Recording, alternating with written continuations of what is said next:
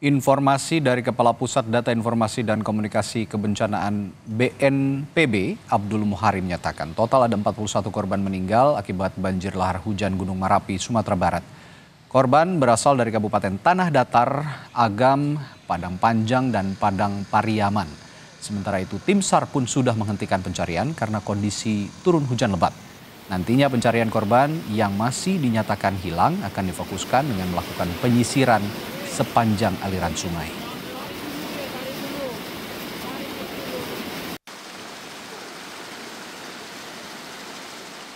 Sampai pukul 18.30 waktu Indonesia bagian Barat, tim gabungan untuk sementara dihentikan karena debit hujan yang terjadi di puncak atau bagian hulu di Merapi ini tambah lebat dan dikhawatirkan akan berdampak pada tim pencarian.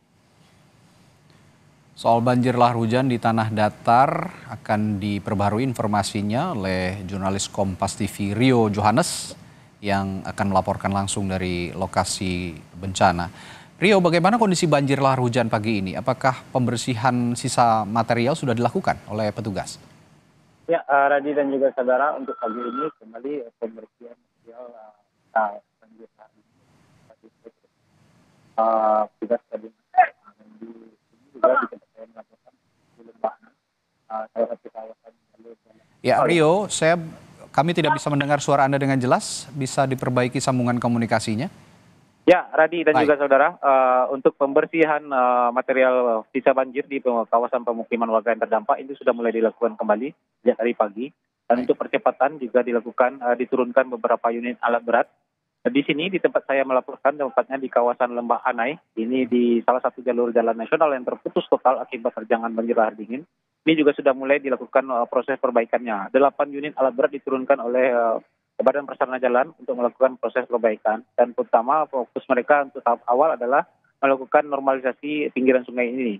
Dan di sini juga di belakang saya juga tim SAR gabungan juga sudah bersiap untuk melakukan proses pencarian di sepanjang aliran Batang Anai ini. 4 perahu karet juga diturunkan untuk membantu petugas dalam melakukan pencarian korban yang masih dinyatakan hilang di Kabupaten Tanah Datar. Dari data terakhir ini ada 41 orang korban jiwa dari data keseluruhan Tanah Datar dan Kabupaten Agam akibat terjangan banjir lahar dingin, dan masih ada puluhan diantaranya yang masih dalam proses pencarian. Demikian, Radi. Ya, Rio, tadi saya sempat berbincang dengan otoritas BPBD Sumatera Barat dan memastikan bahwa kemarin sempat dihentikan ya pencarian korban yang masih dinyatakan hilang ini karena cuaca buruk, karena hujan yang turun cukup lebat. Nah, pagi hari ini cuacanya bagaimana? Apakah ada tanda-tanda hujan atau masih terganggu proses pencarian, Rio? Ya, Radi dan juga saudara, tadi pagi memang sempat sedikit di kawasan Lembah Enai ini sempat sedikit hujan ringan. Namun saat ini cuaca sudah mulai cerah, sehingga tim gabungan kembali memutuskan untuk melanjutkan proses pencarian. Dan dalam hal ini BMKG juga sudah memperingatkan tim SAR gabungan agar selalu memonitor dan berkoordinasi dengan BMKG agar dapat nantinya secara cepat mengakses peringatan dini yang disampaikan oleh BMKG. Karena BMKG memprediksi cuaca hujan dan intensitas sedang dan lebat ini akan berpotensi melanda Provinsi Sumatera Barat hingga tanggal 20 Mei nanti. Untuk itu tim SAR gabungan yang melakukan pencarian, terutama yang menyisir di pinggiran aliran sungai, itu diharapkan untuk selalu waspada dan segera meninggalkan aliran sungai jika mendapatkan peringatan dini dari BMKG. Demikian, Radi. Ya, lalu bisa Anda gambarkan kepada kami juga, Rio, bagaimana kontur geografis tempat pencarian yang sedang dilakukan oleh petugas gabungan yang saat ini sedang berlangsung? Apakah hanya aliran sungai saja atau ada juga kontur-kontur yang berkelok, lalu juga ada pegunungan yang sepertinya juga jika tidak hati-hati akan membahayakan tim evakuator? Bagaimana kondisinya, Rio? Ya, Radi dan juga saudara, untuk di tempat saya melaporkan saat ini adalah Lembah Anai. Ini kawasan jalur jalan nasional yang terbentang sepanjang kawasan Bukit Barisan. Ini juga di sini merupakan daerah kawasan yang cukup rawan dengan longsor.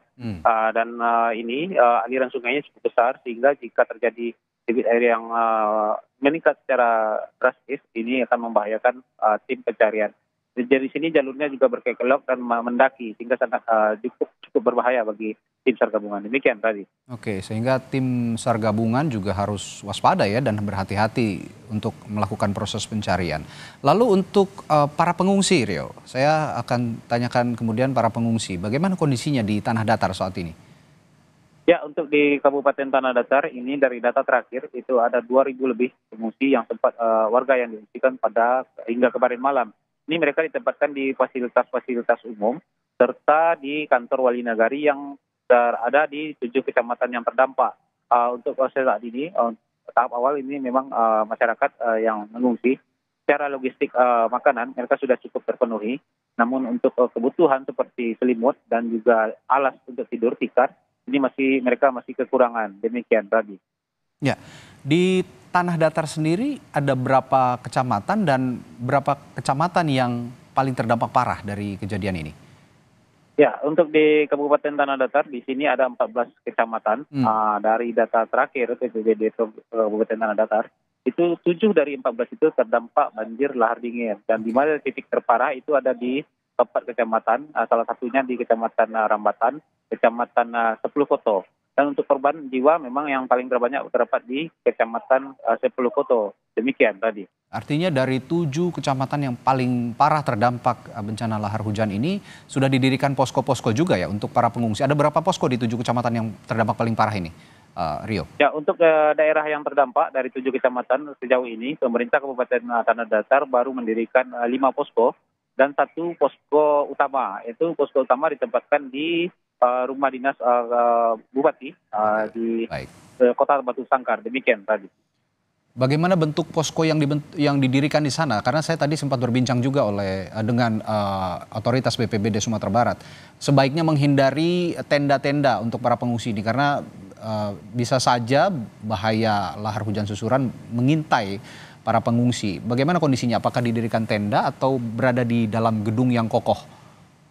Ya, untuk pengungsi memang sejauh ini pemerintah Kabupaten Tanah Datar tetap mendirikan tenda, tapi untuk menginap warga yang mengungsi itu ditempatkan di bangunan-bangunan fasilitas umum Baik. seperti bangunan sekolah dan juga bangunan masjid dan musala. Karena mengingat cuaca dan juga cukup dingin pada malam hari sehingga mereka lebih diutamakan untuk di bangunan-bangunan fasilitas umum. Sementara tenda ini lebih kepada koordinasi dari Baik. perangkat terkait untuk melakukan penanganan pasca bencana. Demikian tadi.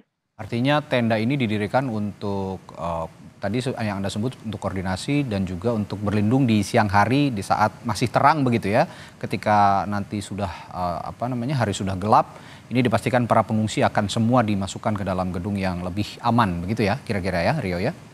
Ya, Radi. Dan untuk tenda sendiri di sini juga difungsikan sebagai posko untuk pengaduan bagi warga yang Oke. merasa ada keluarganya yang hilang akibat terjangan banjir lahar dingin ini dapat melaporkan ke posko darurat yang sudah didirikan. Demikian tadi.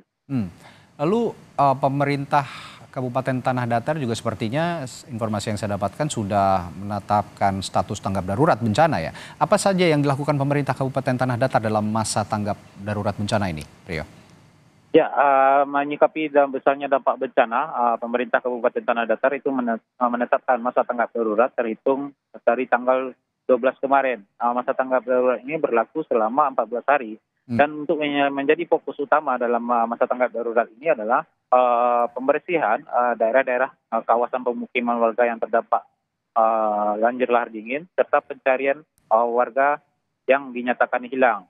Dan untuk selama masa tanggap darurat ini, pemerintah Kabupaten Tanah Datar juga mengimbau agar setiap nagari di daerah Kabupaten Tanah Datar yang tidak terdampak juga ikut membantu dengan menyediakan makanan menjadi fasilitas dapur umum bagi warga yang menyediakan makanan bagi warga terdampak. Demikian tadi. Ya, saya kembali ke pengungsian, kondisi pengungsian. Apakah sudah ada bantuan yang datang dan jenis bantuan apa saja yang sudah didistribusikan ke posko-posko pengungsian, Rio? Ya, untuk bantuan sejauh ini memang sudah mulai berdatangan dan dari kabupaten sendiri dari BPBD ini juga sudah menurunkan bantuan tanggap darurat mereka. Mereka sudah menurunkan bantuan berupa makanan dan juga dari daerah-daerah tetangga seperti dari Kota Padang sendiri juga sudah menyalurkan bantuan kepada daerah terdampak. Itu dari Kota Padang itu ada 1 ton lebih beras yang dikirimkan untuk membantu meringankan beban warga yang terdampak banjir lahar dingin di dua kabupaten ini. Demikian tadi. Selain bantuan pangan yang paling dibutuhkan terutama pada saat malam hari untuk para pengungsi, apa saja yang paling mereka butuhkan, Rio? Ya, sejauh ini dari yang saya pantau tadi malam, itu warga menyatakan bahwasannya mereka secara logistik makanan mereka sudah cukup terpenuhi dan sangat berterima kasih dengan pemerintah kabupaten kota yang bergerak cepat. Namun untuk kebutuhan yang sangat mereka butuhkan adalah tentang kebutuhan selimut, kebutuhan tikar. Ini sangat mereka butuhkan, dan satu hal lagi yang sangat mereka ingin tahu adalah bagaimana nantinya proses penggantian dari bangunan mereka yang rusak akibat terjangan banjir hari ini. Karena memang dari Kabupaten Tanah Datar sendiri itu banyak ratusan rumah warga yang terdampak. 19 rumah, unit rumah bahkan hanyut karena terbawa oleh arus banjir lahar dingin ini. Demikian tadi. Ya, tadi juga ada pernyataan dari pihak kepolisian ya, kalau saya tidak salah dari Polres Padang, itu kejadian atau bencana ini melumpuhkan aktivitas masyarakat di sejumlah wilayah di Sumatera Barat. Nah, apakah di Tanah Datar ini lumpuh total atau masih ada yang bisa beraktivitas masyarakat? Aktivitas apa saja yang masih bisa dilakukan? Ya, Radi, untuk di Kabupaten Tanah Datar sendiri, aktivitas masyarakat sudah berjalan normal, tidak lumpuh. Tapi memang ada satu daerah, yaitu di Kecamatan Koto Sapuluh ini mereka terisolasi karena satu-satunya akses menuju ke kampung mereka yaitu satu unit jembatan itu roboh. Dan memang kemarin itu penyaluran bantuan juga difokuskan ke sana agar masyarakat bisa bertahan, karena mengingat mereka tidak bisa keluar masuk daerah mereka karena jembatan yang sudah putus itu. Demikian tadi. Ya, ada satu daerah yang terisolasi karena ada jembatan roboh.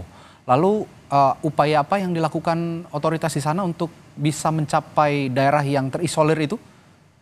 Ya, untuk daerah yang terisolir ini memang bantuan disalurkan secara estafet kepada mereka yang berada di seberang. Jadi penyaluran dilakukan melalui jalur air dengan membawanya melalui perahu karet. Jadi secara estafet. Baik. Untuk sementara menjelang pemerintah kabupaten kota bisa melakukan pembuatan jembatan darurat. Demikian tadi. Oke, sudah ada jembatan darurat. Ini patut diapresiasi juga karena langkah cepat perlu dilakukan untuk menyampaikan juga distribusi bantuan kepada warga, terutama korban terdampak banjir lahar hujan ini yang daerahnya terisolasi begitu ya. Baik, saya cukupkan dulu laporan Anda, nanti saya akan update lagi, saya akan perbaharui lagi dari Anda, Rio Johannes, melaporkan langsung dari Tanah Datar, Sumatera Barat. Terima kasih, tetap waspada, sehat selalu, Rio.